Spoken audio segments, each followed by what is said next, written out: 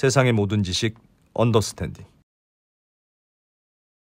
네, 어떤 주제를 해도 즐거운 금요일 언더스탠딩 시작하겠습니다. 네, 오늘은 그 누가 나와도 즐거운 모든 게 용서되는 금요일 시간인데, 3프로TV의 권순우 취재팀장이 오늘은 기업 이야기.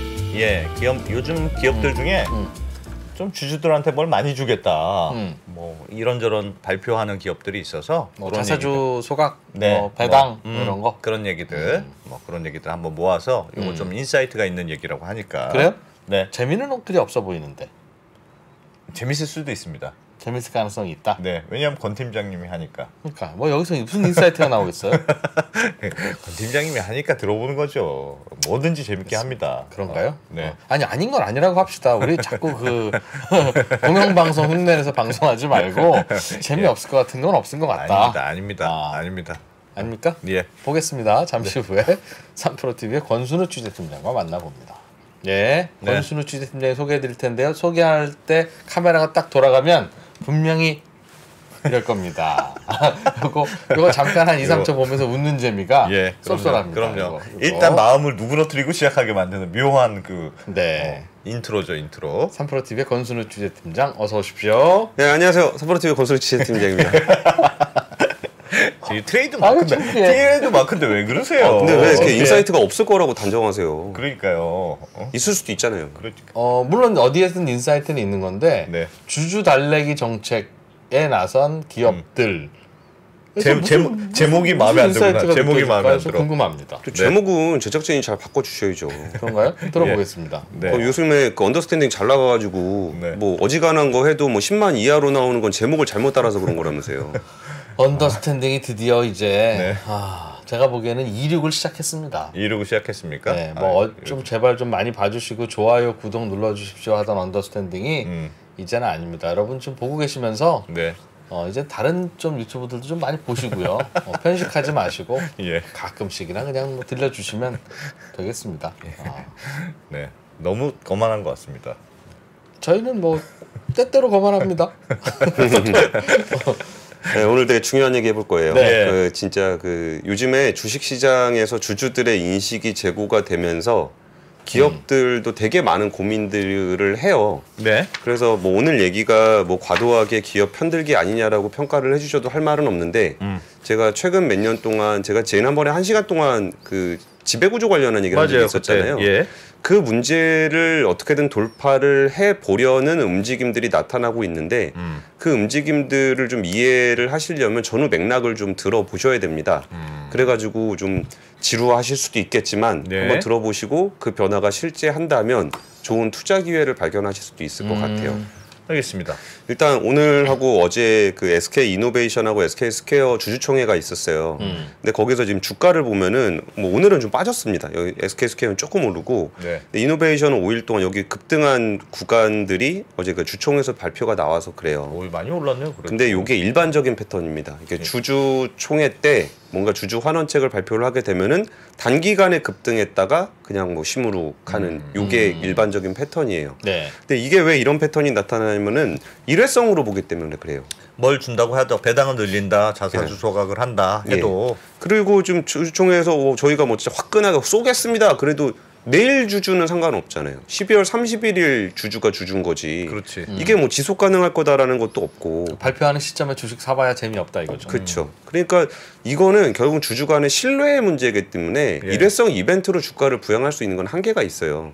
근데 지금 나타나는 흐름들이 왜 나타나고 이거를 기업들이 지속적으로 해 나갈 수 있을지는 좀 지켜봐야 되는 포인트인데 거기에 대한 고민에 대한 얘기를 좀 드려보려고 해요. 되게 나름 기업들의 속 깊은 얘기입니다. 실제로 그게 될지는 모르겠지만 이 얘기를 하려면은 우리가 2년 전으로 돌아가서 LG화학이 LG엔소를 분할했던 그때로 좀 돌아가야 돼요. 물적 분할의 그 공포. 그때 이제 물적 분할, LG화학이라는 회사가 전 세계 1위 배터리 회사를 가지고 있기 때문에 배터리 사업을 갖고 있기 때문에 주가가 엄청 좋았다가 이거를 분할한다 그랬다가 주가가 폭락하고서 그 다음에 물적 분할이라는 단어는 진짜 감히 쓸 수 없는 단어였어요. 제가 이전에 언더스탠딩에서 뭐 포스코홀딩스가 그거는 뭐 아침 라이브에서 했는데 포스코홀딩스의 포스코 분할이라든지 아니면 현대모비스가 생산자 회사 물적 분할한 문제가 LG 엔솔과는 좀 다른 거다라는 얘기를 했다가 이걸 바가지로 먹었습니다. 그러니까 이게 목적이나 실질적으로 미치는 영향이 다름에도 불구하고 물적 분할이라는 단어 자체가 나오면 난리가 났었어요. 그리고 KT 같은 경우는 데이터 클라우드 사업부가 있어요. 근데 그 사업부를 사실은 물적 분할을 했습니다. 근데 형식을 물적 분할로 안 하고 법인 설립 후 현물 출자를 했어요. 그러니까 이거를 쪼개나 아니면 새로 만든 다음에 현물을 넘기나 똑같거든요. 근데 그럼에도 불구하고 그때는 또 아무 소리도 없었어요. 그러니까 이게 도대체 무슨 일이냐라는 건데 이 일이 왜 일어나는지에 대한 맥락을 한번 살펴보시면 그때 왜 그랬으며 지금 앞으로 뭘 하려고 그러는지를 좀 알 수가 있어요. 일단 LG 엔솔이나 SK온이 물적 분할을 했던 거는 정말 이렇게 다양한 이유가 있겠지만 투자금 때문에 그래요. 그러니까 배터리를 만들어야 되는데 있는 공장에서 만드는데 장사 잘 되면 돈 잘 벌고 좋지만 이게 뭐 있는 공장에서 만드는 정도가 아니라 이게 막 어마어마하게 주문이 들어오니까 공장을 계속 만들어야 되는 일이 생겼어요. 그리고 2020년 이거 한번 같이 보시면은 이게 LG 엔솔 거거든요. 2022년 기준으로 캐파가 한 200기가 정도가 되는데 2025년이 되면은 캐파가 540기가가 돼야 된다. 그러면은 이제 340기가를 더 만들어야 되잖아요. 근데 1기가짜리 공장 만드는데 대략 한 1,000억 원 정도 들어간다고 생각하시면 돼요. 그러면 이게 340기가를 만들어야 되니까 한 34조 원? 그러네요. 정도가 필요해요. 근데 이게 지난해 영업이익이 1조 2천억이에요. 그럼 회사가 택도 없네. 버는 돈으로 공장을 계속 공장을 지으면 언젠가는 돈을 벌 텐데 지금 당장 공장을 지을 돈이 없는 거예요. 근데 1조 2천억씩 벌어갖고 언제 34조 원을 모으겠어요. 그러니까 자금 조달이 필요했어요. 그럼 자금 조달을 할 때 어떤 방법이 있냐? 그러면은 뭐 두 가지죠. 돈은 내 돈 아니면 남의 돈이잖아요. 내 돈은 자기 자본, 남의 돈은 대출. 근데 대출을 34조 원 받는다. 그러면은 이자도 못 갚죠. 이자 갚기가 힘들죠. 그럼 자기 자본을 한다는 거는 유상증자를 하거나 신주를 발행하거나 이런 겁니다. 근데 이런 고민이 지금 2차 전지 회사나 2차 전지 소재 회사가 공통적으로 겪고 있는 일인데 이게 나이스 신용평가서의 실적 추정이에요. 2차 전지 회사가 2022년, 3년, 4년 하면은 이게 매출도 쫙 늘어나고 표 보시면 여기 이익도 쫙 늘어나고 2차 전지 소재 회사도 매출도 쫙 늘어나고 이익도 쫙 늘어납니다. 매출이 뭐 2배 정도 늘어나는 거 이게 어마어마한 성장이 되잖아요. 근데 이렇게 돈을 잘 버는데 돈을 잘 벌려면 공장에 투자를 해야 된다라는 거죠. 그래가지고 지금 그 나이스 신용평가에서 추정을 하기로는 2022년 기준으로 부채 비율이 셀회사 기준으로 101%인데 이게 2024년이 되면은 189%로 부채 비율이 올라가고 소재 3사는 103%에서 318%로 올라갈 거라는 거예요. 돈이 필요하니까. 그리고 투자금이 워낙 많기 때문에 그러니까 들어오는 돈은 많아요. 매출 계속 일으키고 이제 돌아오는 돈이 많은데 나가는 돈이 더 많은 거예요. 그러니까 현금 흐름을 추정을 해봤더니 2024년까지 셀 3사는 부족 현금이 28조 원, 소재 3사는 8조 원의 현금이 부족해질 거라는 거예요. 소재 3사가 어디예요? 그 에코프로비엠하고 포스코 케미칼하고 양극재 만드는 회사들. 그리고 LNF하고 요런 겁니다. 그러면은 어쨌든 이게 공장을 지으면 이게 앞으로 계속 돈을 벌 수 있잖아요. 근데 현금이 부족하면 그 돈을 어딘가에서 메워야 되는 거고 그게 대출 아니면은 투자밖에 없으니까. 근데 대출은 규모가 너무 크니까 이자 갚기 허걱될 거고. 그렇죠. 그러면 물적 분할하는 수밖에 없는데. 그리고 여기서 보면은 2019년에 이 회사들이 증자를 되게 많이 했어요. 그러니까 에코프로비엠도 2천억, 2021년에 포스코 케미칼 1조 3천억, LNF 5천억, 2022년 LG 엔솔은 IPO를 통해서 10조 2천억을 조달을 했고요. 에코프로비엠 6천억, SK온은 2조 8천억 원의 투자를 받았어요. 그러니까 돈이 필요한 거예요. 그리고 지금은 그 돈을 쓰면서 살고 있는 겁니다. 그리고서 이제 결국은 이제 뭐 쓸 수 있는 카드가 대출 받는 거 아니면 증자하는 건데 이게 사실 우리가 퍼블릭 회사, IPO를 한다라는 거는 퍼블릭 회사가 된다라는 거고 회사 사이즈가 커져가지고 이제 남의 돈을 계속 받기 시작하면은 그 회사는 자기 회사가 아닙니다. 그게 민주주의 그 주식시장의 어떤 기본 원리잖아요. 근데 그럼에도 불구하고 우리나라는 오너십이 있는 회사잖아요. 이걸 부정할 수는 없잖아요. 그러니까 자기 지분율 떨어지는 건 싫은 거예요. 자기 지분율은 떨어지는 건 싫고 돈은 필요하고 대출은 못 받고 그러니까 물적 분할을 하는 겁니다. 물적 분할을 해서 그 상장을 해갖고 자금 조달을 하게 되면은 뭐 대주주든 소액주주든 지분율 희석은 안 되고 자금 조달은 할 수 있고 요러니까 좋은 건데 여기서 문제는 밑에 자회사가 상장을 해버리게 되면은 모회사가 가지고 있던 이 주식의 가치가 뚝 떨어져 버린다는 거죠. 거의 한 절반 이하로 떨어진다는 거잖아요. 네. 지금 LG화학의 시가총액이 한 50조 원 되는데 LG 엔솔 시가총액이 한 130조 됩니다. 그러니까 130조짜리가 안에 들어가 있을 때는 그것도 안 되고 네. 심지어 지금도 지분 90% 이상 한 90% 갖고 있는데도 시가총액 50조밖에 안 되거든요. 그리고 이게 또 어떤 이슈가 있냐면은 그 장단점이 있는 건데 하나는 LG화학이 통으로 그냥 증자를 했을 때 예.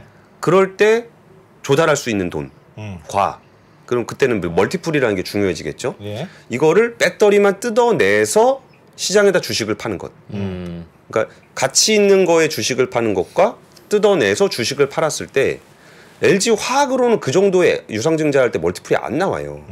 근데 엔솔만 뜯어내면 멀티플이 확 올라가는 거죠. 그러면 자본 조달을 할 때 멀티플을 높게 가져갈 수 있다라는 거는 자본잉여금을 훨씬 더 많이 갖고 올 수 있다는 거거든요. 주발초. 예, 그런 예 맞습니다. 네. 전문 용어 쓰셨네. 주식 발행 초과금을 많이 가져갈 수 있다라는 건데 요거는 장점입니다. 그러니까 주발초를 많이 가져갈 수 있다는 건 장점인데 단점은 주가가 떨어진다는 거예요. 모회사 주가가. 네, 모회사 주가가 떨어진다는 그래서 주주들이 싫어하죠. 그렇죠. 근데 대주주 입장에서는 뭐 계열사든 뭐 내회사든 뭐 어차피 팔 것도 아니 다 내 건데. 그러니까 그냥 전반적인 사업을 잘 되게 자금 조달을 해서 공장을 만드는 게 중요했던 거고. 근데 소액주주는 그게 아니잖아요. 소액주주 입장에서는 뭐 저거 계속 현금으로 안 나온다고 배당도 안 해주는 자회사를 떼어놔가지고 뭐 캐피탈 게인도 못 먹고 주가도 안 오르고 배당도 안 받고. 그럼 이게 뭐냐는 거예요. 그래가지고 지금 그것 때문에 난리가 나고 여기에 뭐 그 저기 어디야 대선 주자들도 대선 공약으로 자본시장 공약 나온 케이스는 전 처음 봤는데 예. 그런 좀 난리가 좀 났었습니다.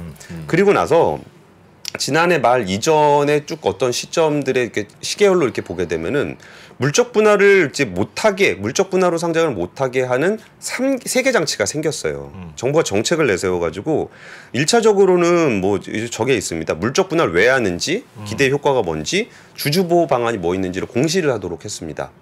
공시를 하도록 했다는 얘기는 그거 안 지키면은 앞으로 자금 조달 못한다 이런 얘기고요.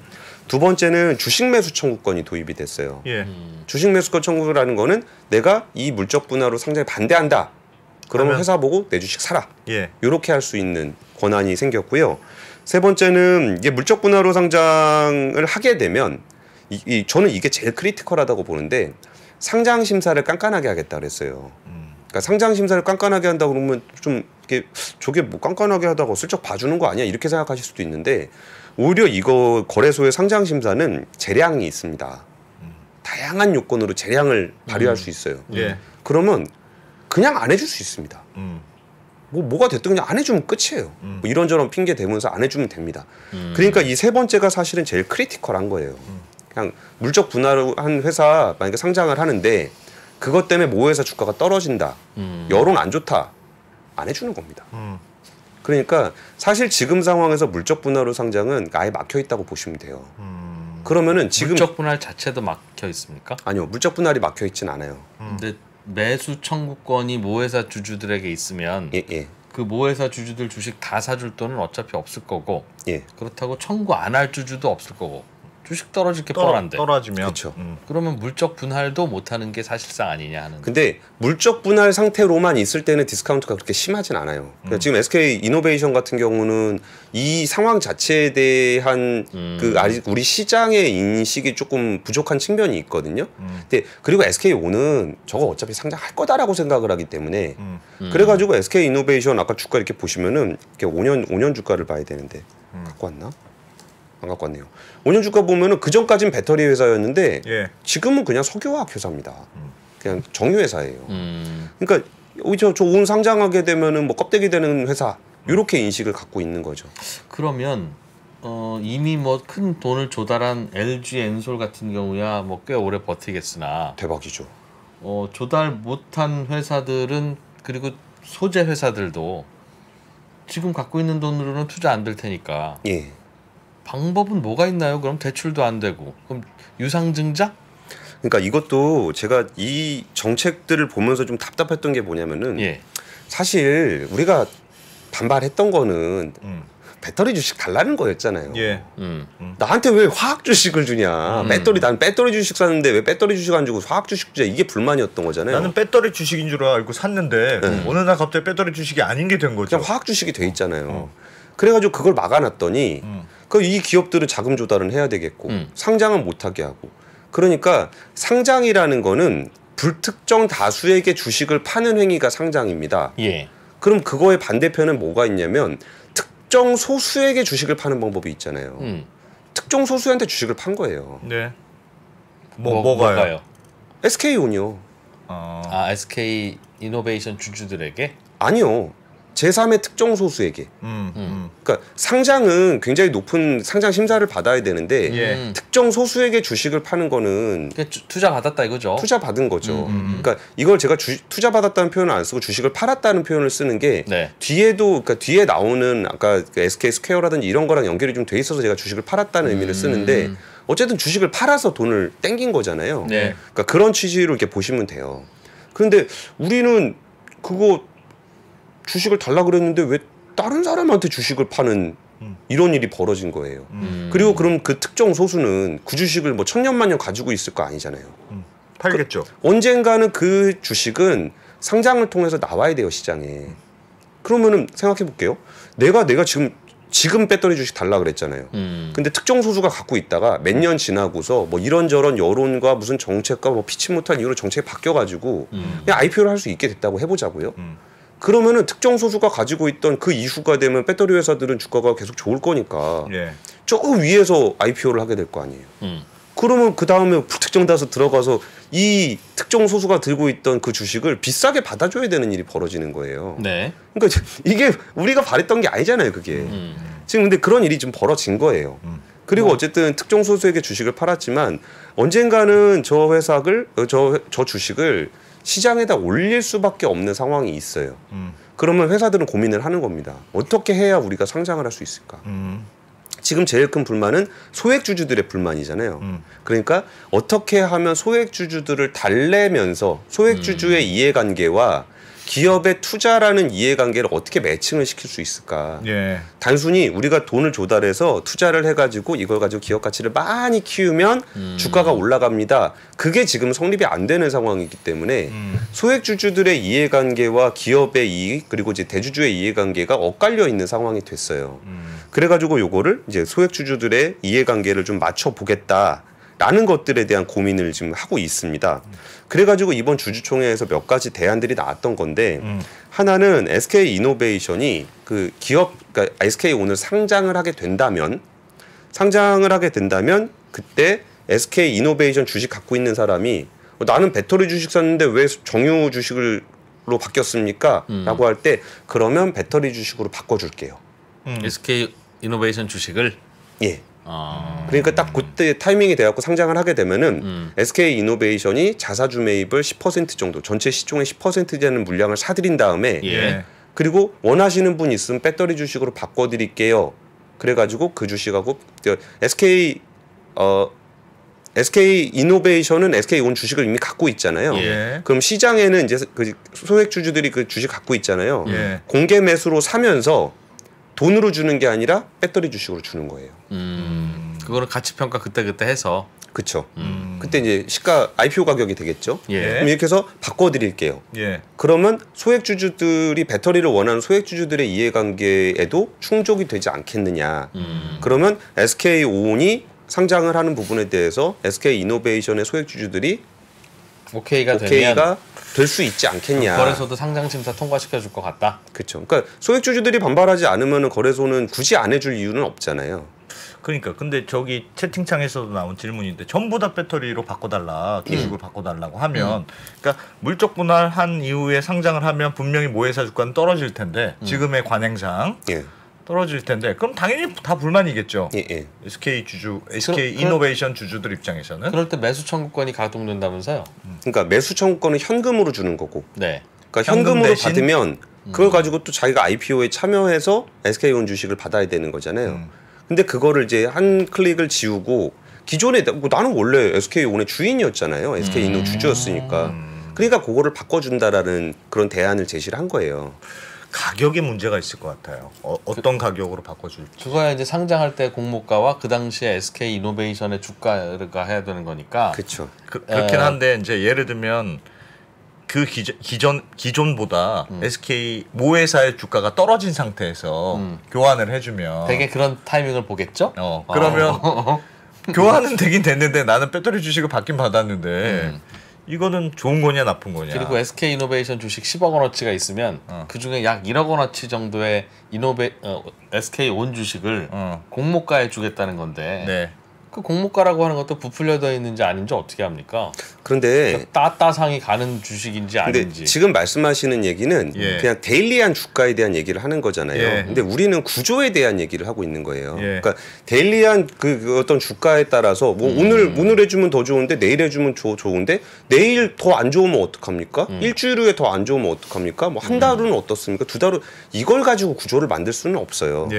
그러니까 지금 있는 구조에서 주주들이 원하는 방식으로 바꿔주는데 주주들이 원하는 방식이라는 게 주주들 입장에서야 뭐 나한테 이익이 되면 좋은 거잖아요. 그렇죠? 그러니까 뭐 무한대로 다 해주세요를 할 수는 없는 거잖아요. 아니면 내가 원하는 특정 시점에 내가 원하는 가격으로 해주세요. 이것도 안 되는 거잖아요.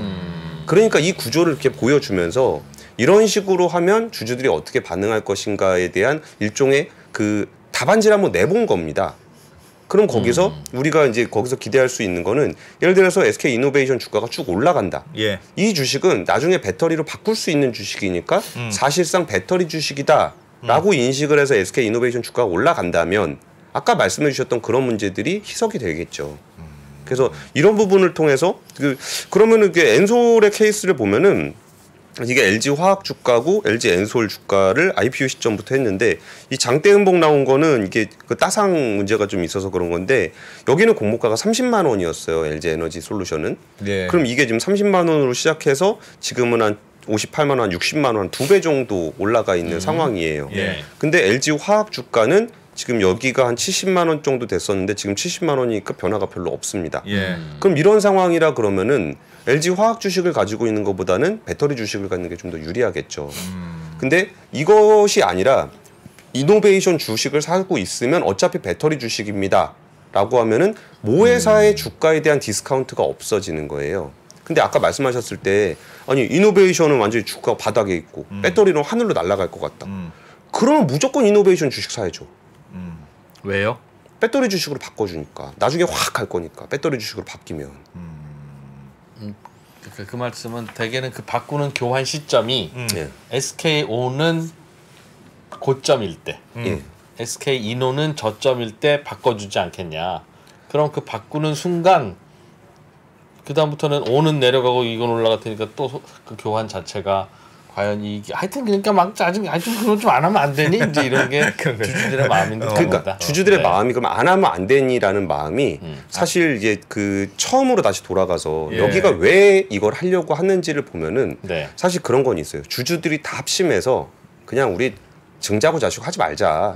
아예 그러면 그냥 배터리 사업 하지 말자. 그 배터리 팔고 그 돈 가지고 다 그냥 배당 나눠 가지고 끝내자라고 할 수도 있죠.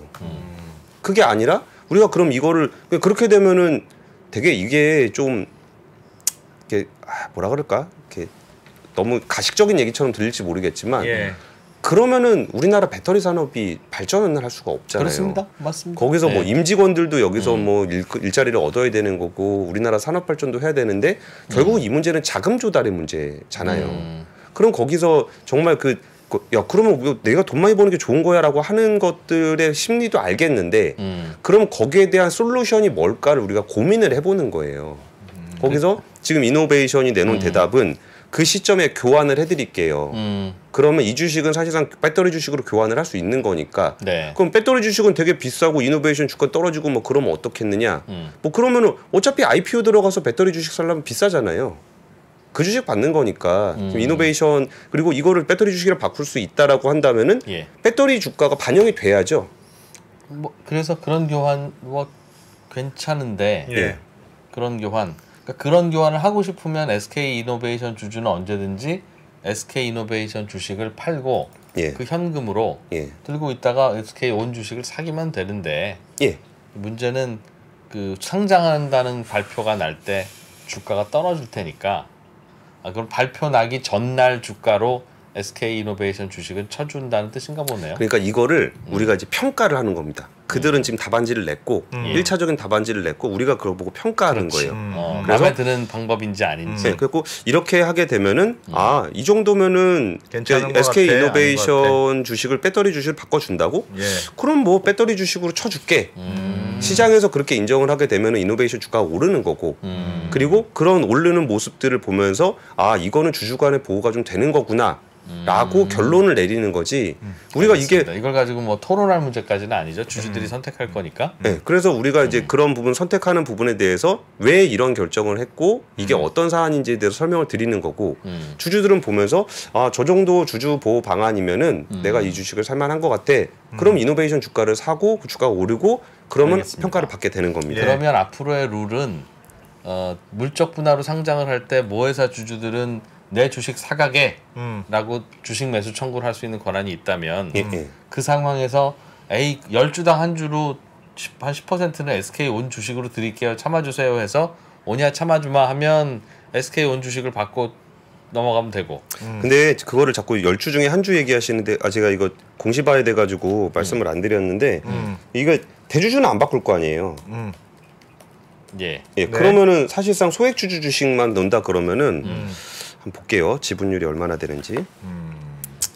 아니 난 잘 모르겠고 그냥 현금으로 줘. 내 발표 나기 전날 주가로 하면 그냥 그렇게 주는 건가 봐요. 그럼 주매청 하면 되는 거죠. 근데 그 주매청이 너무 많으면 또 그걸 못 하니까 가능하면 주식 매수 청구를 줄이기 위해서 SK 온 주식에 대한 제한을 하신 거군요. 그렇게 보진 않아요.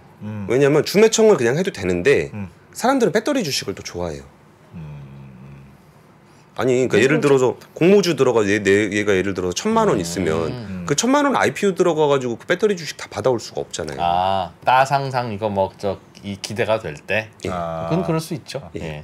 그래서 지금 대주주 지분율이 한 33% 되니까 이거 빼고서 한 그러면 나머지 한 65% 중에 10% 정도의 자사주 소입을 해서 수합을 해주겠다라 이런 개념 정도로 보시면 될 것 같아요. 그러니까 주주들은 내 주식이 10억 원어치 있으면 1억 원어치만 SK 온 주식이랑 바꿀 수 있는 거죠? 아니요. 10억 원이 아니고 그러니까 6억 5천에 10억 원. 6억 5천억 원에 1억 원. 1억 원. 알겠습니다. 예, 그렇게 할 수 있는 겁니다. 그리고 이제 그러니까 지금 답안지가 여러 개 나와 있는 건데 그 중에 이번에 SK 스퀘어가 내놓은 답안지도 좀 흥미로워서 지금 갖고 왔어요. SK 스퀘어는 이번에 자사주 2천억 원어치를 소각을 하겠다고 발표를 했어요. 그래서 주가가 많이 올랐는데 사실 SK 스퀘어의 자사주 2천억 원 소각을 그냥 단일 이벤트로만 본다면 그냥 또 일회성으로 주가 쭉 올랐다가 뭐 그렇게 될 수도 있어요. 근데 SK 스퀘어가 이 2천억 소각한 돈이 어디서 났냐? 라는 걸 본다면은 지난해 SK 스퀘어가 SK 쉴더스를 팔았죠. 스웨덴의 발렌베리 가문의 PF에다 팔았어요. 사모펀드에다 팔았어요. 그래가지고 거기 한 8천억 원 정도를 주고 팔았는데 그 중에 절반 정도는 다시 대여를 한 측면이 있어서 들어온 현금은 4천억입니다. 그럼 들어온 현금 4천억 중에 2천억을 그러니까 자사주 소각이라는 개념을 저는 그냥 주주한테 줬다고 표현을 할게요. 그래야 이해하기가 좀 쉽거든요. 그래서 우리가 자회사를 열심히 키웠어. 내가 주식을 갖고 있었어. 그래서 내가 이걸 팔아서 돈을 벌었어. 절반은 주주들 그냥 줄게. 요런 시그널을 보낸 거예요. 근데 이게 자사주 소각과 배당으로 현금이 우린 주머니에 꽂히는 거를 더 좋아하겠지만 이거를 배당을 하게 되면 배당 그 세금을 내야 되잖아요. 그러니까 사실 기업 가치가 자사주 소각, 그러니까 기업 가치와 주가가 잘 매칭이 되는 상황이라면 배당을 하는 것보다는 자사주 소각하는 게 주주 환원에 더 유리해요. 그렇죠. 왜냐하면 현금 유출이 세금으로 빠져나가지 않으니까. 그래가지고 요 부분들을 한 건데 여기서 SK 스퀘어는 어떤 사연이 있냐면 여기는 자기네들의 정체성을 투자사라고 가지고 있어요. SK그룹이 전반적으로 그런 투자사의 컨셉을 가지고 있는 건데 투자사라는 건 그런 거잖아요. 내가 남의 돈을 가져다가 투자를 했어. 이익이 났어. 그럼 투자를 한 사람들이 줘야 되죠. 예. 근데 우리나라의 문제는 상장 기업들의 문제는 투자를 해서 돈을 벌면 이익을 안 줍니다. 계속 회사내 유보한다는 거죠? 그렇죠. 그러니까 뭐 대표적인 회사 몇 가지만 좀 소개를 드리면은 뭐 예를 들어서 이게 현재로 업데이트된 건 아닙니다만 국보 디자인이라는 회사가 있어요. 예. 예. 우리나라 인테리어 업계 1위 회사입니다. 예. 괜찮아요. 회사 되게 우량하고 돈도 잘 벌어요. 예. 근데 이 회사의 시가총액이 한 1,400억 예. 정도 돼요. 근데 이 회사의 특징 중에 하나가 돈을 많이 벌었잖아요. 네. 그 돈을 가지고 투자를 했어요? 테슬라, 엔비디아 이런 미국 주식을 샀어요. 그 한 1,200억 원 정도를 샀습니다. 와. 오. 시가총액이 1,400억인데 예. 보유 현금 1,200억 원을 가지고 미국 주식을 샀습니다. 예. 그럼 자기 버크셔 해서웨이네. 그렇지. 그렇죠. 버크셔 예. 해서웨이죠. 그렇게 사가지고 뭐 기술주들이 한동안 주가 흐름 되게 좋게 보였었잖아요. 그래서 평가이익이 한 1,000억 이렇게 나요. 그러면 아니 회사가 내가 주식을 샀는데 이 회사 막 주식이 주가 이만큼 올랐어. 회사의 기업 가치가 이만큼 올랐잖아요. 예. 그러면 당연히 주가가 올라야 되잖아요. 예. 안 오릅니다. 왜 시가총액이 1,400억이겠어요? 평가 차익은 높긴 높은데 예. 나가는 돈이 없구나. 아니 그러니까 나가든 들어오든 네. 어차피 주주들한테 안 주니까. 그러니까 그냥 다 자기네 번 돈 가지고 유보했다가 주가 막 눌러가지고 뭐 저기 뭐 상속하고 뭐 이러는데 소액 주주들 입장에서는 뭐 그게 뭐 주가가 오르든지 말든지 나하고 뭔 상관이에요. 그러네요. 오히려 그런 식으로 투자하지 말고 기업 가치 올리고 영업이익 올리고 이래서 좀 다른 사람들 보기에도 좀 시장 가치가 올라가서 주가가 올라가 줘야 되는 건데 그렇게 안 하고 주식 투자해가지고 돈 번 거 자기들이 다 그냥 기업 안에다 유보해놓고 이러니까 주가가 안 오르는 겁니다. 예. 그러면은 이런 회사들이 꽤 있어요. 국보 디자인만 그런 게 아니라 뭐 조강 피역 이런 회사들도 시가총액이 한 3천억 되는 그 피역 회사예요. 가죽 굉장히 잘하는 건실한 회사인데 예. 여기가 뭐 애플, 버크셔 해서웨이 이런 주식을 거의 한 2천억 원 규모로 들고 있습니다. 근데 그러면 뭐예요? 주가가 올라도 주식한테 주는 게 없으니까. 그러니까 이거를 주식을 판다는 개념을 자회사를 상장시킨다는 개념이나 내가 회사 주식을 어떤 회사를 인수했다가 판다는 개념이나 시장에서 주식을 샀다가 그냥 파는 개념이나 같은 거잖아요. 사실은. 네. 근데 그 부분에 대해서 이 회사들은 지금 이제 상장돼 있는 주식을 샀고 많이 올랐고 하지만 한 푼도 주지 않으니까 이 모양이 나는 건데 그러면 이제 SK쉴더스는 자기네가 투자 회사라 그랬잖아요. 그러니까 여기서 내가 SK쉴더스를 원래 상장을 시키려고 그랬었는데 뭐 그랬더니 SK 스퀘어 뭐 자회사 주주들 소액 주주들도 반대하고 예. 나라에서도 좀 못하게 하고 뭐 상장 주가도 별로 안 좋고 상장 포기해서 결국 회사를 팔았잖아요. 회사를 판거나 IPO로 시킨거나 어쨌든 같은 개념이라고 제가 말씀을 드렸던 예. 것처럼 예. 그래서 번 돈 절반 쏩니다. 드리겠습니다. 이거 어차피 당신들 겁니다. 원래 주주들 거잖아요. 그거는. 그러니까 회사에서 의사결정을 해서 돈을 받았으니까 그 돈으로 돌려드리겠습니다라는 2천억을 보낸 겁니다. 근데 이게 지금 SK 스퀘어는 앞으로 계속 그렇게 하겠습니다라는 얘기는 안 했어요. 그건 좀 아쉬운데 SK 스퀘어의 상황을 보면 지금 SK 스퀘어에 딸려 있는 회사들이 꽤 많아요. 뭐 11번가 등등등 많더군요. 뭐 11번가도 있고 예. 그 팀앤 모빌리티도 있고 예. 거기에 원스토어도 있고 여기에 지금 회사들이 줄줄 딸려 있어가지고 거기에 외부 투자도 받았고 이걸 IPO를 해야 돼요. 근데 IPO를 자회사를 IPO 시키는 거에 대해서 소액 주주들이 극도로 싫어한단 말이에요. 네. 그리고 그 소액 주주들이 싫어하면 나라에서 상장 심사 굉장히 깐깐하게 해서 못하게 할 거예요. 예. 근데 그러면은 그들은 뭔가 이렇게 기존에 투자 받았던 사람 엑시트도 해야 되고 그 돈 받아가지고 뭐 티맵이든 아니면 원스토어든 뭐 이런 것들을 뭐 비즈니스를 좀 해야 되잖아요. 투자금이 있어야 되잖아요. 네. 근데 지금 상장을 할 수 없는 상황이 됐을 때 어떻게 하면 소액 주주분들이 오케이 하는 방식으로 지분 매각을 할 수 있겠느냐라는 거에서 지금 보여주는 거예요. 우리가 쉴더스 팔아서 돈 들어온 거의 절반을 주주 여러분께 드렸듯이 네. 앞으로도 그러니까 저는 이왕이면 그 얘기를 해줬으면 좋겠는데 앞으로도 이렇게 뭔가 자회사를 상장해서 상장이라는 표현을 저는 안 쓰고 싶은 게 상장이 아니라 그냥 팔 수도 있잖아요. 예. 쉴더스처럼. 상장하거나 그렇죠. 팔거나. 네. 어쨌든 주식을 팔아서 돈을 벌면 그 번 돈은 어차피 주주들이 함께 가지고 있던 거니까 그냥 주겠습니다. 라고 한다면 그러면은 이제 우리가 SK 쉴더스라는 회사, SK 스퀘어라는 회사를 봤을 때 거기에 자회사가 뭐뭐뭐가 있는데 요거를 상장을 하게 되면은 우리한테 많이 떨어지겠구나 라는 기대치가 생겨야 SK 스퀘어의 주가가 오를 거 아니에요. 그렇죠. 그러면서 캐피탈 게인이 생기는 그런 적정한 기업 가치를 찾아갈 수 있는 거잖아요. 그래서 그런 시그널을 주기 위해서 쉴더스를 이번에 매각을 하면서 그 절반 돌려준 겁니다.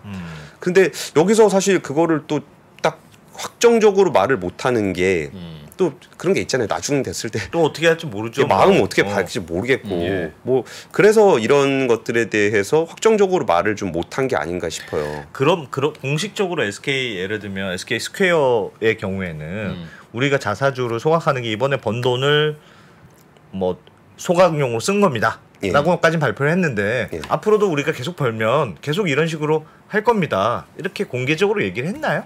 아니요, 그렇게 얘기하진 않았어요. 얘기하진 않았어요. 그러니까 특별 배당을 검토하겠습니다 정도. 그러니까 이번처럼 이렇게 계속 팔아서 현금이 들어올 수 있으면 괜찮은데 팔지 못하고 계속 이 회사를 끌고 가야 되는 케이스도 있잖아요. 그렇죠. 그리고 자금 조달이 계속 필요하면 모 회사인 스퀘어가 나올 수는 없으니 투자를 받아야 되는데 투자한 그 사람은 결국 상장해서 엑시트해야지.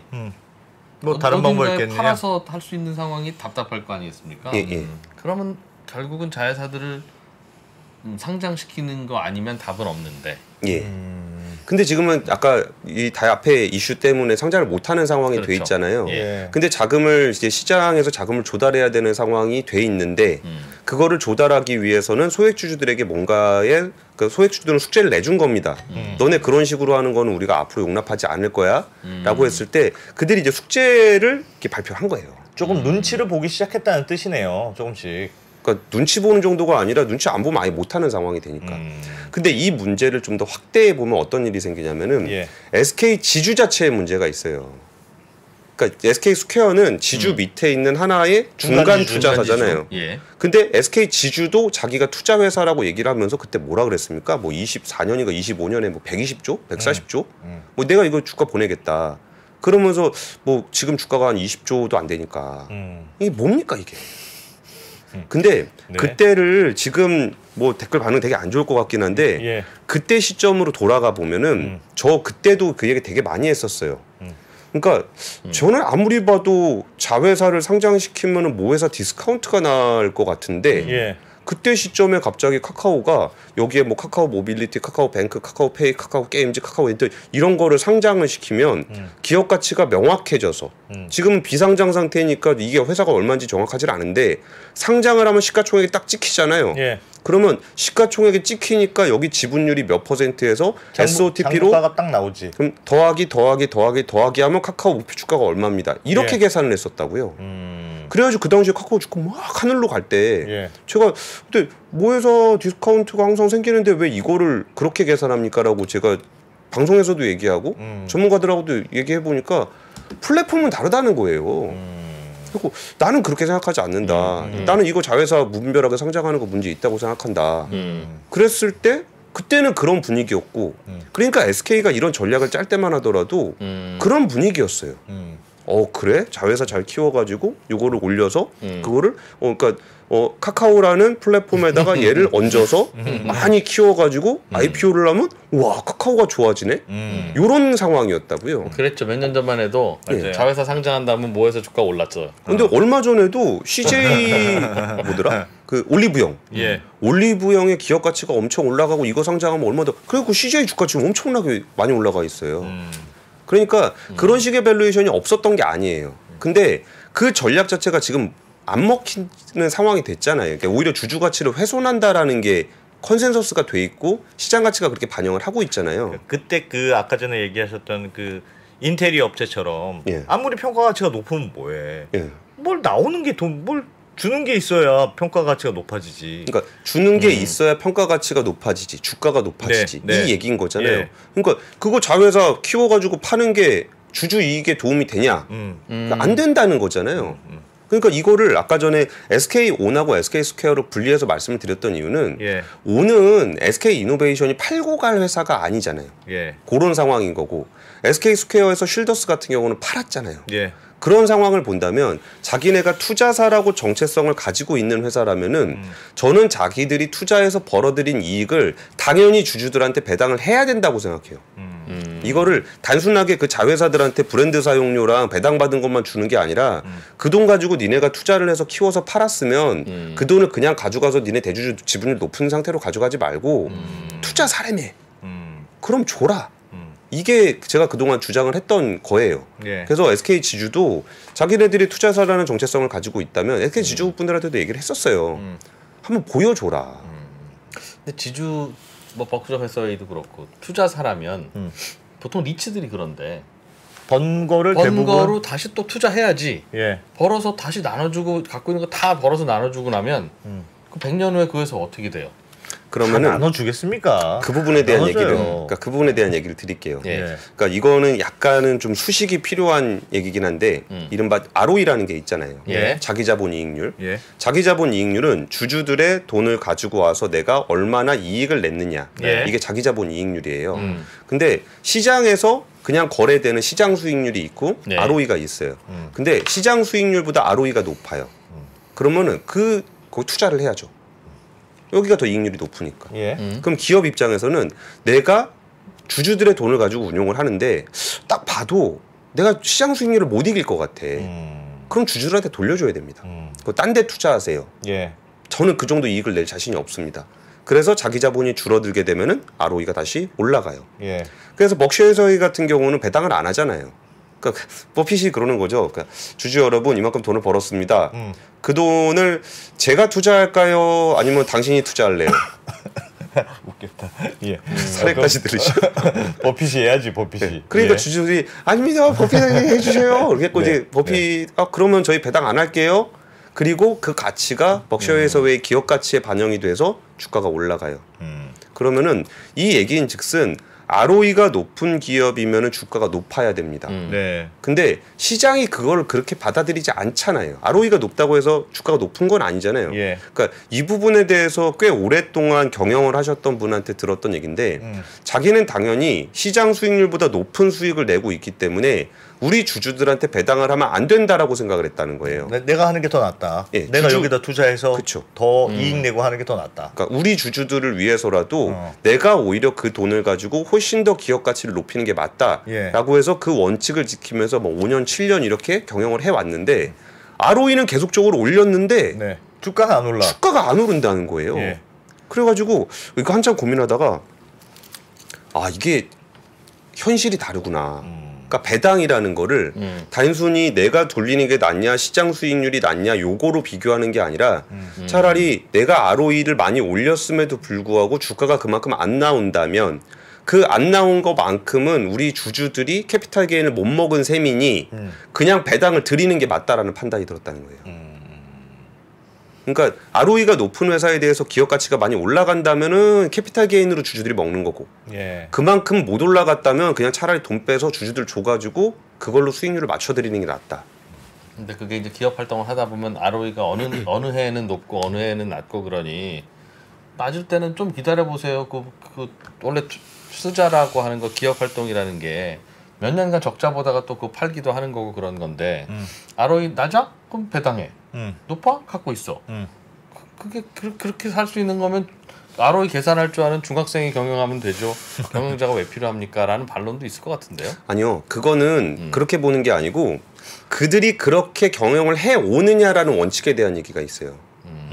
그러니까 ROE가 높은 회사는 당연히 기업 가치가 올라가거나 기업 가치가 올라가지 않는다면 그 돈을 차라리 배당을 한다라고 생각하면은 이 기준을 가지고 시장 가격이 형성이 됩니다. 근데 그냥 그때 뭐 이렇게 기분 좋으면 줬다가 뭐 아니면 안 줬다가 이러면은 그렇게 말씀대로 이게 괴리가 벌어지는 거잖아요. 그러니까 주주하고 경영자의 신뢰가 중요하다는 얘기를 그래서 드리는 부분이에요.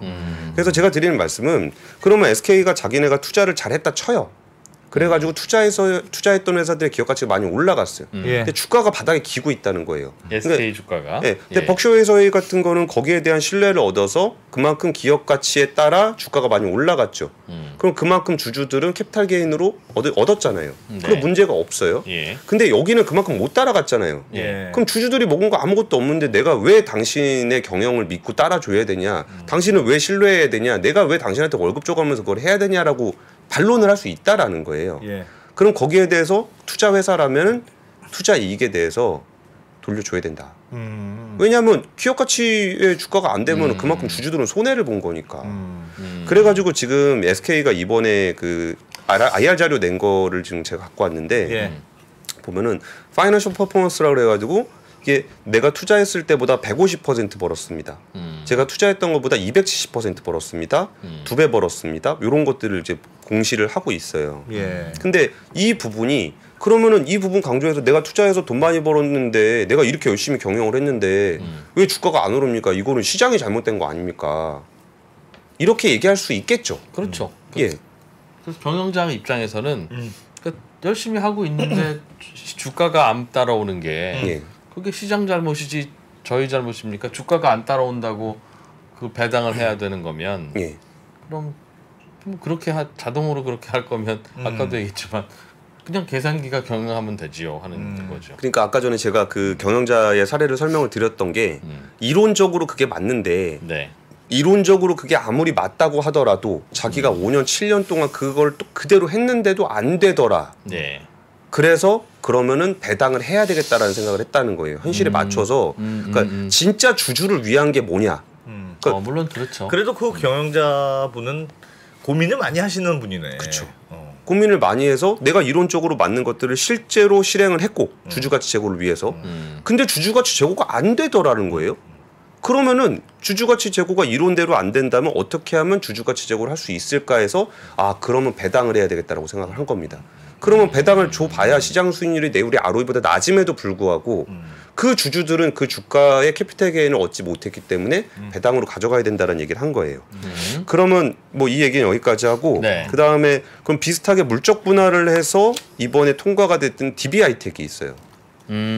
DB하이텍 같은 경우는 일단 파운드리하고 팹리스를 분할을 해서 팹리스를 밑으로 자회사로 두기로 했습니다. 이게 주총은 통과가 됐는데 저는 이 부분에서 이제 그 DB하이텍에서 얘기했던 거는 파운드리하고 팹리스는 설계 회사고 파운드리는 만들어주는 회사니까 같이 있으면 고객님들이 싫어한다. 설계도를 빼갈 수 있다. 자주 나오는 얘기죠. 맡기면 절로 혹시 넘어가면 어떡해? 그걸 이제 분할한다라 그랬었는데 이거 저 솔직히 잘 모르겠어요. 그러니까 DB하이텍의 파운드리가 그 8인치 팹이거든요. 그러니까 8인치 팹이니까 되게 선단 공정의 첨단 반도체를 만드는 회사는 아니에요. 그러면 그 설계가 진짜 막 어마어마하게 컴피텐셜할 것이다. 그런 생각도 잘 안 들고요. 그리고 그 밑에 팹리스가 무슨 엔비디아, 뭐 애플, 뭐 퀄컴 이런 것도 아니고. 그러니까 물론 경쟁력이 있겠지만 정말 뭐 어마무시하게 중요해가지고 뭐 그런 거라는 생각도 저는 하지 않습니다. 이게 제 평가예요. 근데 그것 때문에 이거를 쪼개서 꼭 그렇게 하는 게 전체적으로 좋다? 저는 그 의견에 좀 동의하기 어렵습니다. 그리고 DB하이텍에서 또 그러면은 우리가 자회사 상장을 하고서 절대 상장하지 않겠습니다. 5년 동안 절대 상장하지 않겠습니다. 그리고 말로 하면 안 믿으실 것 같으니까 내가 5년 동안 상장하지 않겠다는 얘기를 정관에 박아놓겠습니다. 이렇게 얘기를 했어요. 근데 이게 저는 이 부분이 약간 좀 그리고 저 얘기도 했습니다. 부득이하게 상장을 하게 되면은 주주 여러분들이 원하시면 제가 주식 사드릴게요. 주식 매수 청구권 드릴게요. 이 얘기 제가 좀 전에 드렸죠. 정부 정책입니다. 똑같은 거네? 그러니까 어차피 그렇게 안 할 수도 없잖아요. 근데 뭐 그거를 주주들한테 뭐 주는 것처럼 그렇게 얘기를 해요. 어차피 그거 아니면 할 수도 없는데. 그리고 그 부분도 저는 주주들에 대한 어떤 배려가 아니라고 생각해요. 뭐 어차피 못 하는 건데 그 정도는 기본적으로 해야 되는 거를 하면서 이게 우리 소액주주들 보호를 위한 거다? 그 얘기를 딱 보는 순간 어떤 느낌이 들어요? 지금 댓글도 바로 나오는 게 5년 후에 상장하려고 그러는 건가? 그래, 그런 생각이 딱 드네요. 딱 들잖아요. 뭐 그것도 그런데 그리고서 여기가 이슈가 하나 있었는데 2022년 1월 1일 기준으로 DB라는 회사가 있고 DB 하이텍이라는 회사가 있는데 네. DB 하이텍이 등치가 이만큼 커졌어요. 예. 파운드리가 워낙 호황이 돼서 돈도 많이 벌고 주식 가치도 올라가고 예. 그래가지고 공정거래법상 지주사 강제 전환 대상이 됐습니다. 이게 공정거래법상 자산 총액이 5천억 원 이상, 자회사 주식가액 합계액이 자산 총액의 50% 이상이 되면 지주회사로 강제 전환이 됩니다. 예. 그러니까 DB 하이텍이 이만큼 커지면 그 모회사인 DB의 자산 총액이 5천억 원 이상으로 불어날 거고 얘가 이만큼 커졌기 때문에 나머지 거 다 합친 거보다 DB 하이텍이 50% 이상이 될 거예요. 예. 그러면 강제로 지주사 전환을 해야 돼요. 예. 근데 DB가 가지고 있는 DB 하이텍 그 지분율이 한 10% 초반대밖에 안 돼요. 근데 지주 전환을 하게 되면은 30% 지분을 의무적으로 가져가야 됩니다. 더 사야 되겠네요, 무조건. 그러면 18%를 추가 취득을 해야 되는데 DB 하이텍 시가총액이 3조 2천억입니다. 돈이 없다. 여기서 18%면 5,700억이 있어야 돼요, DB가. 예. 그러면 여기서 지주사 전환을 안 하려면 어떻게 해야 될까요? 이 주가를 떨어뜨리면 되죠, DB 하이텍에. 그렇죠. 그래서 이게 그렇다라고 좀 확정적으로 말할 수는 없는데 이 사람들은 지주사 전환을 안 하고 싶어서 주가를 떨어뜨리려고 물적 분할을 했다라고 얘기하고 싶지는 않아요. 그거는 뭐 사실 진실이라는 건 알 수 없는 거잖아요. 이게 누구나 자기 마음속에 있는 거니까. 그러니까 아까 말한 대로 이게 분리를 해가지고 팹리스는 팹리스대로의 전문성을 키우고 예. 뭐 DB 파운드는 파운드리를 키우고 정말 아까 다른 회사들처럼 이거를 외부 자금을 유치해서 팹리스를 정말 키우고 싶다 뭐 그럴 게 진심일 수도 있어요. 예. 근데 우리가 표면적으로 나타나는 결과물을 본다면 DB는 이번에 DB 하이텍의 주가가 많이 떨어짐으로써 지주사 강제 요건에서 벗어나게 됐어요. 어허. 그러면은 약간 의심스럽긴 한데. 그러니까 저는 이건 의심이라고 표현하진 않아요. 예. 그 뭐 진심은 뭐 이 사람이 나한테 거짓말을 하는 거다. 그런데 나한테 뭐 그런 거를 의심하는 게 아니고 예. 결과가 그렇다는 거예요. 결과적으로 DB 하이텍을 이렇게 분할을 한다 그래가지고 그 시장에서 야 분할하면 주가 떨어진다며 어쨌든 주가가 떨어졌고 그래서 지주사 전환 요건을 벗어나게 됐고 DB 하이텍의 주식을 강제로 사야 되는 그런 일들이 해소가 된 거는 사실이잖아요. 예. 그러니까 이 사실 그대로를 받아들이겠다는 겁니다. 그리고서 이런 문제가 있다 보니까 강성부 펀드가 여기에 7% 주식을 매입하고 들어왔어요. 그것 때문에 지금 화제가 됐죠. 그래서 또 다시 오르고 막 그랬더군요. 그래갖고 강성부 KCGI 펀드가 이번 DB 하이텍 지분을 7% 취득했다고 공시를 했습니다. 예. KCGI는 다들 아시다시피 대표적인 행동주의 펀드고요. 주가는 제가 봤을 때는 한 20% 정도 오른 걸로 알고 있었는데 오른 걸로 봤는데 그러면은 이제 어제 아까 강성부 대표께 전화 좀 드려가지고 예, 어떤 이유라고 보냐 그랬더니 이런 식의 의사결정이 정말 제대로 이루어진 건지를 보려면 이사회가 독립적으로 운영이 돼야 된다. 그리고 그런 부분들에 대해서 지배구조 개선이 된다면 그러니까 이런 의심을 하면 우리가 저기 DB 하이텍 주식 일부러 떨어뜨리는 거 아니야? 이런 의심을 하면 예. 적당한 기업 가치가 안 나오겠죠. 예. 근데 진짜 독립적으로 운영사회가 운영이 잘 되고 있다면 우리가 그걸 신뢰할 수 있다면 회사가 얘기하는 걸 믿을 수 있잖아요. 예. 그러니까 이게 거버넌스의 문제거든요. 그러니까 거버넌스가 개선이 되면은 이 기업 가치가 훨씬 더 좋아질 것이다 라는 것을 보고 있다는 거예요. 그래서 그 부분에 대해서 파운드리의 어떤 전망도 되게 밝고 기업 가치가 굉장히 저평가되어 있는데 저평가된 이유가 이런저런 의심들이 나올 수밖에 의심이 나왔을 때 신뢰를 주지 못하는 독립적이지 않은 이사회의 문제가 있는 것 같다라는 얘기를 좀 했었고요. 또 하나는 여기서 임원의 과도한 보수에 대한 얘기도 했어요. 예. 이게 그 김준기 DB그룹 창업회장이 있잖아요. 예. 이분이 제가 알기로는 작년에 미국에 계셨던 걸로 알고 있거든요. 예. 그러니까 좀 이런저런 구설이 좀 있으셔가지고 외국에 가 계신 걸로 알고 있는데 그분이 DB 하이텍에서 31억 2,500만 원의 보수를 받았습니다. 31억. 예. 그리고 그 전년에 18억 4,500만 원을 받았는데 우리 인사담당 부사장님 저의 임금을 이렇게 열심히 하는데 70% 인상해 주실 수 있으십니까? 네. 모르긴 모르죠. 하여튼 뭐 미국에서 열심히 하셨는지. 네. 월급 많이 받아갔다 이거죠. 그런 부분도 그러니까 결국은 임원회 보수라든지 이런 것들도 이제 이사회를 통해서 독립적인 이사회가 구성이 돼 있다면 그러니까 진짜로 열심히 일해서 돈을 저만큼 받아갔는지 아니면은 이거 그냥 뭐 창업 회장이니까 그냥 받아간 건지 우리가 모르잖아요. 원래 주주는 그걸 알 수가 없습니다. 그래서 자신들의 권한을 이사회를 통해서 위임을 하고 이사회가 독립적으로 경영진을 감시하는 요 관계를 만들어 놓은 게 주식회사의 기준이잖아요. 그러니까 이런 부분들에 대해서 우리가 좀 저 제대로 된 지배구조가 맞아? 라고 하니까 기업 가치가 저평가가 된다. 그러면 독립적인 이사회 구성을 통해서 이 부분에 대한 신뢰를 확보할 수 있다면 기업 가치는 좀 더 높아질 것이다. 라는 얘기, 그러니까 그런 취지로 이번에 들어왔다. 독립적 이사회. 독립적 이사회가 계속 안 되잖아요. 안 되면 안 되는 이유가 있지 않을까요? 있죠. 그럼 그 이유를 어떻게 하면 바꿀 수 있을 방법을 찾아야 될 것 같은데요. 근데요, 제가 거버넌스 문제를 굉장히 오랫동안 취재하면서 느꼈던 건 뭐냐면은 거버넌스의 정답은 없다 이런 얘기는 되게 식상한 얘기인데 그거는 뭐 그러니까 우리나라에서 거버넌스의 정답이 없다에서 우리나라 수준에선 정답이 있습니다. 그 정답이 뭐냐면은 대주주가 회사에서 돈 안 빼가면 되는 거예요. 그게 우리나라의 1차적인 문제예요. 거버넌스에. 그리고 독립적인 이사회라는 그러니까 올바른 지배구조라는 건 뭐냐면은 맨날 싸우는 거예요.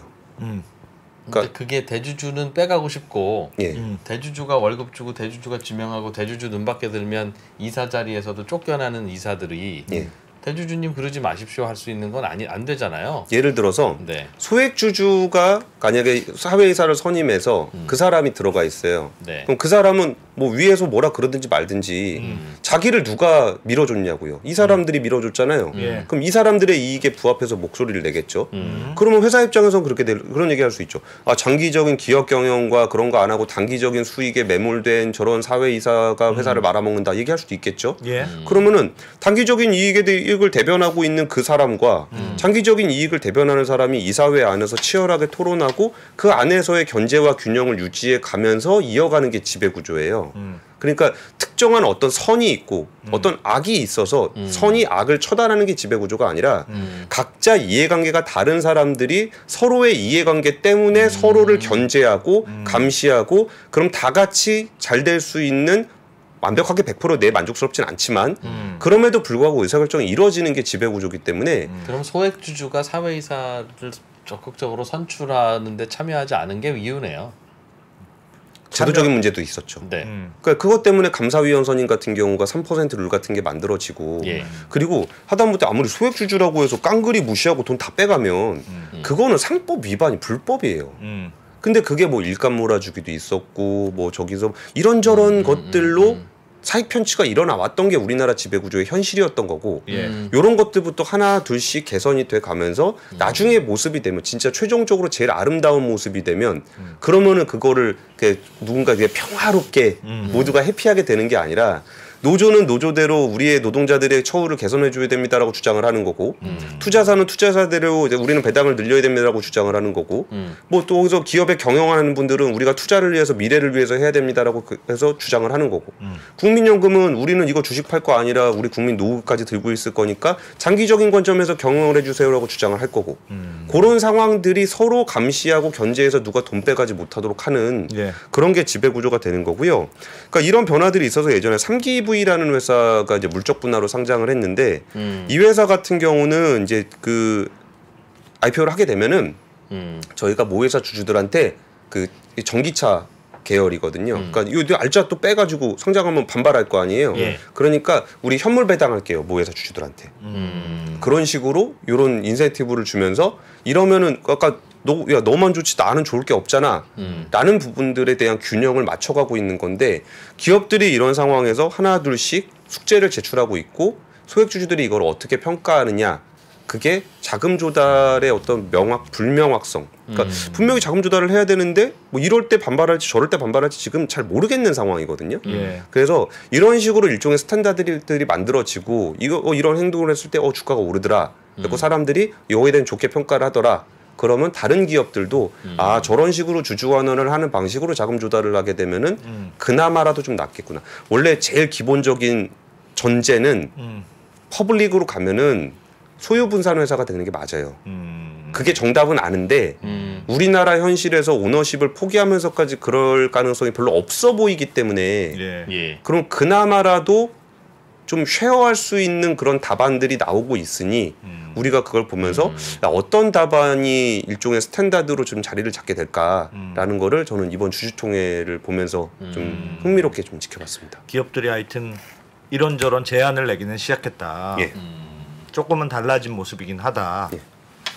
투자로 봐서는 그럼 그런 것 때문에 아유 저거는 저 자회사 줄줄이 상장해야 되고 저거 상장할 수도 없고 뭐 안 할 수도 없고 저거 완전 망했네 라고 했던 회사들 리스트업을 좀 해놓으면 그 회사는 앞으로 이런저런 변화들이 좀 있겠네요. 이런 신호를 통해서. 그리고 보는 거죠.